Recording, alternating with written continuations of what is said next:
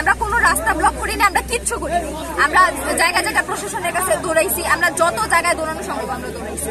এরপরে আজকে আমরা বাধ্য হয়ে রাস্তা ব্লক করছি এবং সেটা সম্পূর্ণ শান্তিপূর্ণভাবে অ্যাম্বুলেন্স চাইতে দেওয়া হয়েছে।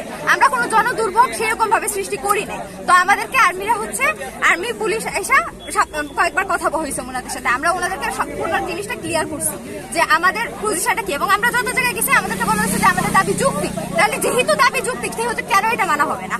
তারা কোনো কিছু না বুঝে না শুনে আমাদের উপর লাঠিচার্জ করা শুরু করছে। 2 ঘন্টা রাস্তা অবরোধ করার পরেই তারা আমাদের উপর লাঠিচার্জ করা শুরু করছে এবং মানে মারাত্মকভাবে আহত। মেয়েদেরকে কেন পুরুষ একজন মানুষ কেন তাদের উপর লাঠিচার্জ করবে?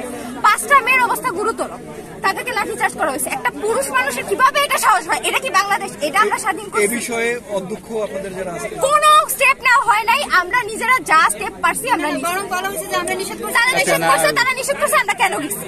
এবং আমাদের হল থেকে যেভাবে আমরা স্টুডেন্টরা ভ্যান ম্যানেজ করে, অটো ম্যানেজ করে যেভাবে হোক তাদেরকে হসপিটালে পাঠাইছে। আমাদেরকে আমাদেরকে বলা হয়েছে আমাদের মেয়েদেরকে হল থেকে বের করে দেওয়া হবে। কেন আমাদেরকে হল থেকে বের করে?